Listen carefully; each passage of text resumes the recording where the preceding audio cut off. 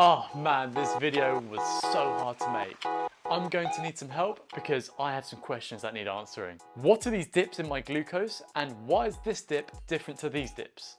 I used the Supersapiens blood glucose monitor through the Mallorca 3-1-2 event. But glucose monitoring is a very complex subject, so I had a long chat with Supersapiens themselves. In this video, we go over my data and then we go over some general questions that you can benefit from instantly in your training and racing. Because there was just so much information, I did my absolute best to condense and simplify this video for YouTube.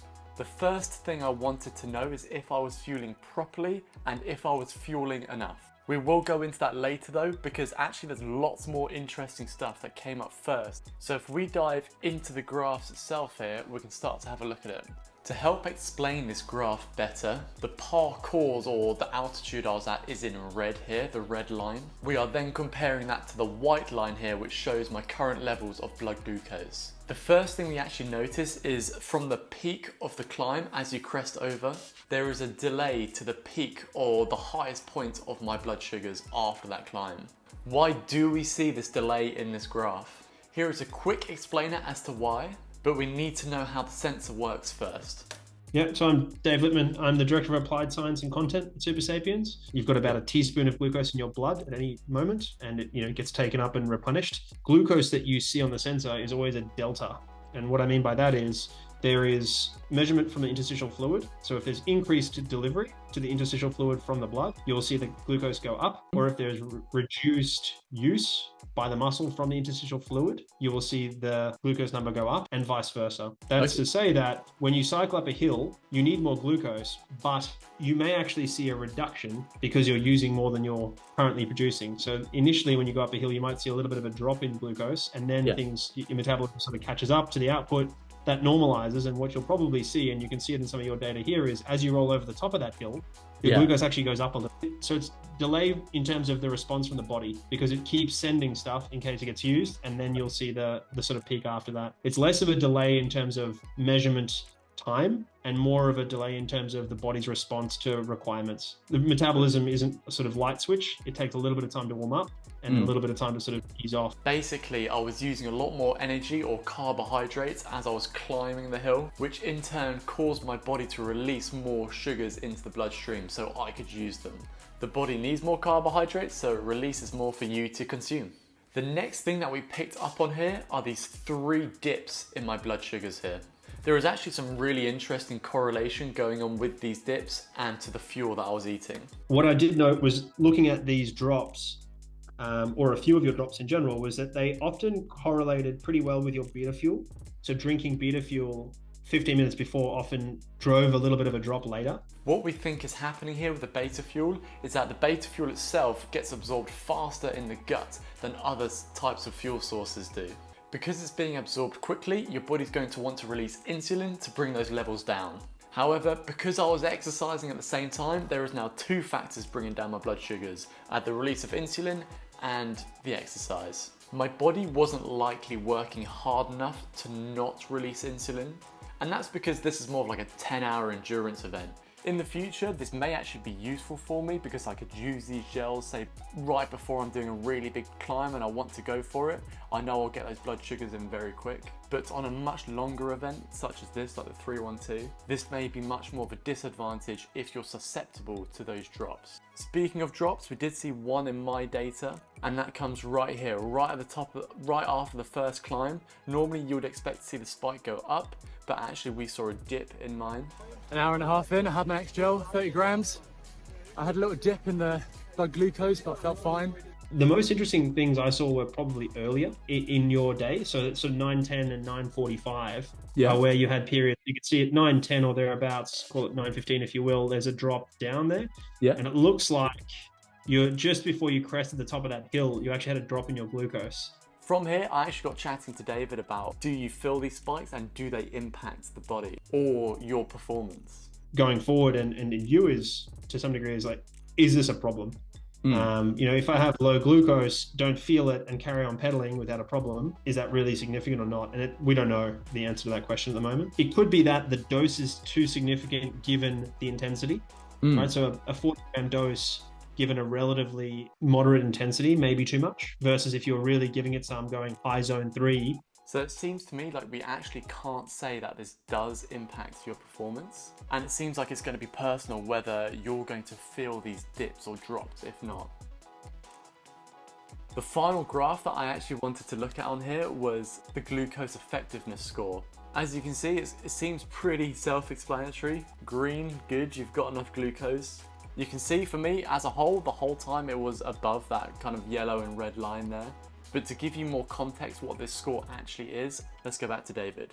Yeah, so the glucose effectiveness is trying to look at the glucose itself paired with work, right, or output. So it's looking at your power, and it's looking at what you pushed with respect to glucose, because if you push a high power, we'll anticipate glucose to go up. Conversely, if you roll over a hill, it should start to go down. So it's trying to eliminate some of the noise from it. If you start to look at it with respect to power, is some of those are related to you rolling over hills. So what we talked about before is it's paired somewhat to intensity. You don't want to read into that. So it's starting to pair the two. So it's really looking at glucose with respect to output. Well, are these things paired or they're not paired? In short, this is a way to see if the glucose levels in your body are increasing or decreasing. I think this is a really useful tool to see if you have a nice positive trend in your glucose, so you're staying well fueled or you're not under fueling, and to see if you're fueling at the right times as well. If the trend tends to stay fairly flat, as you can see mine has through this event, you can see that the glucose that you're taking in is working for you. That was all about my individual data. From here, I had a few further questions for David about the Supersapiens monitor itself and just other trends that we might see.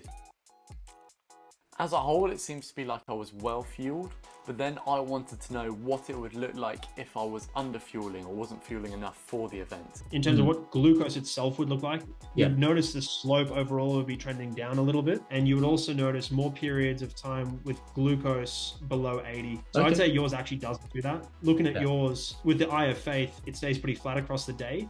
And it doesn't have these, if anything, your more frequent lows were earlier in the day, which is the opposite of what I would expect. And if you were to choose to fuel harder earlier or later, it's probably better to go harder earlier so that you have some stuff later in the day. The next thing I wanted to know is, am I a high responder to glucose? And he actually came up with not necessarily a specific answer, but a very interesting one.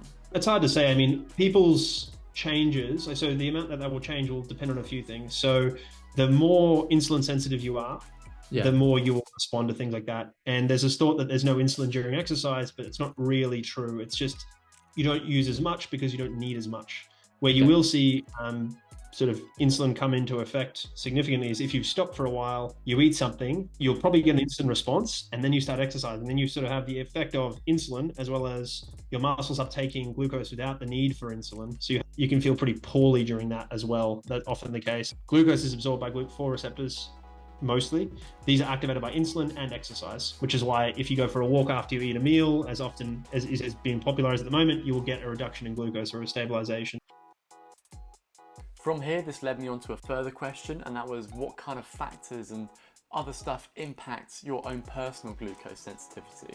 People who are fitter, who are leaner, and who are more insulin sensitive, and you will be more insulin sensitive earlier in the day, all of those things will play into a more significant response to the same carbohydrate dose. But there are differences between individuals as well. And interestingly, we're seeing differences for different products within individuals. Some substances seem to trigger people more than others. To use fruit as an example, because it's something that a lot of our users have used, some people seem to get a huge response from a banana, some don't get much at all. Some get a huge response from an apple, some don't get much at all. It may be the dose of carbohydrates, which is why we would change that. But it may also be the type. It's not a big problem, I don't think, particularly if your performance wasn't impaired, right? Because this is the thing to remember is the goal isn't perfect glucose, the goal is better performance. With the response from the fruit there, I guess that's something that you just kind of need to test yourself. You know, do I get a bigger response from fruit or a smaller response?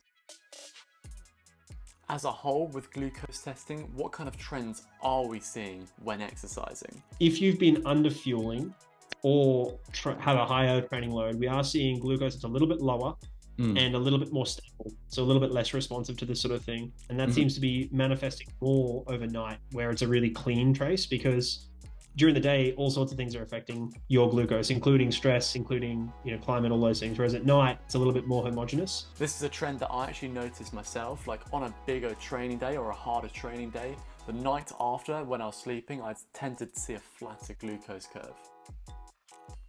Supersapiens works with a lot of professionals, and my next question is, does my data differ to a professional? Well, I don't know if professionals are more or less dialed with their fueling strategies. It's been quite interesting to see that actually. Well, it's a hit and like some of them are unbelievable and some of them just not as much. In terms of you versus elites, one thing we are noticing with elites across multiple sports is that those who are more elite seem to have higher glucose and be able to sustain it for longer. Okay. And that we don't know if that's a result of training or something natural that they have that we, like the rest of us normal people, don't have. Okay, so one great answer that we got from there is professionals seem to be able to sustain a high glucose level for longer when they're going through those hard efforts. If anyone has more research on this, I'd love to be able to read it, so stick it down in the comments for me. We know that caffeine has quite large effects on the body, but does it affect blood glucose levels? Yeah, that's really hard. We've got a good blog on this. And the reason it's hard is because it's hard to separate caffeine from what you have it with, right? So you had some caffeinated gels. Yeah. People often have it with coffee that has milk or sugar or all of the above in it. It gets really messy really quickly. Part of the problem is caffeine also has its own effects. So caffeine affects metabolism and it will upregulate your fat metabolism. So you'll burn more fat using caffeine. That's why it's in all of the fat burners and stuff. What does that do to glucose? It's hard to say. There's an argument that it may actually, for the same intensity, use less glucose because your fat metabolism rate goes up, or there's an argument that it doesn't change it. It's really hard to understand, and I'm not convinced we really know. As a trend here, it starts to seem like in these specific areas, such as caffeine and glucose, like I've just asked, there just hasn't been enough research and data gathered yet. And it's another one of those things that are quite hard to separate from the noise and all these other factors that go on in life. There's another trend that I started to notice, and that was actually when I was going into a hot tub, and I started to notice that I was spiking and had higher glucose levels when I was in a hot tub. It is very normal for us to see very high glucose levels in people who get into hot tubs or cold tubs or ice baths or whatever, if the sensor is out of it, based on stress. So there's an aspect of stress that will spike your glucose. We've seen glucose of well over 200 for long periods of time, from turbulence, PhD presentations, all that sort of stuff. Glucose as measured in the interstitial fluid is a concentration. So it's milligrams per deciliter. Yeah. So if we increase the milligrams, we will see an increase in glucose. But if we decrease the deciliters, we'll also see an increase in glucose. And so what that is based on is hydration. So if you dehydrate, you'll have a concentration of glucose. And that will take some time, and it needs to be pretty significant dehydration. It's going to be more like, I rode for 8 hours, probably didn't drink enough, I'm feeling a bit faint, my glucose is quite high, okay, yeah, there might be a dehydrational component here. I didn't actually think of hydration levels as going to impact your blood glucose data, but as David just explained there, it actually makes a lot of sense when you think about it in terms of dilution. There's lots of recommendations on before these big events, or in terms of any event, that you tend to eat about 3 hours before, and I wanted to ask why.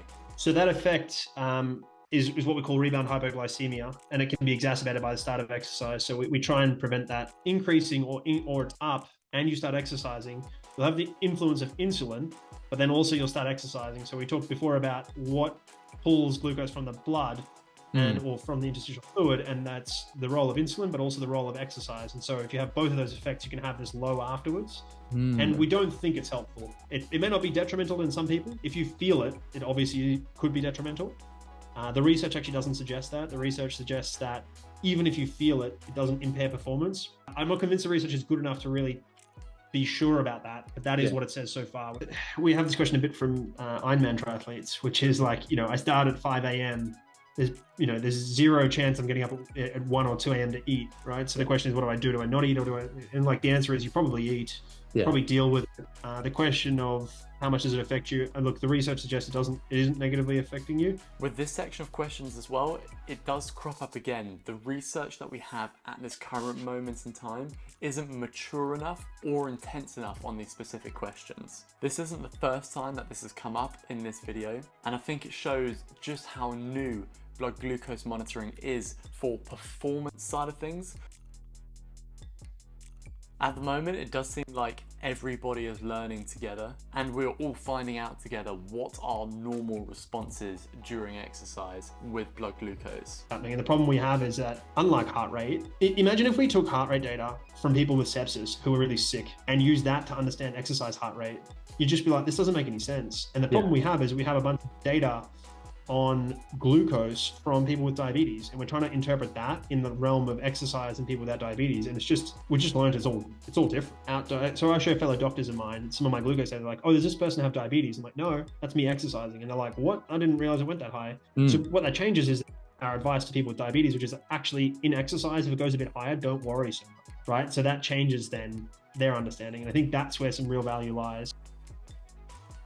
I do think it's really interesting that Supersapiens are actually trying to find, or basically find a way to interpret your data for you, because not everyone is a sports scientist, and just having an easy metric to follow is a really useful factor just for normal people to understand what's happening inside their body. Well everyone, this video went into, I think, a lot of detail, and it went into a lot of questions that I wasn't expecting to go into. If you found this video fun or useful, feel free to give it a like for me, because that helps it find other people that might enjoy it. If you have any questions, feel free to stick them below. I'll do my absolute best to answer them to the best of my knowledge. And I know most of you watching are cyclists, and I've been using these S-Works shoes for over nearly a year now, and I'm finally getting around to do a review, and that should be coming out in the next few weeks, so feel free to subscribe for that one.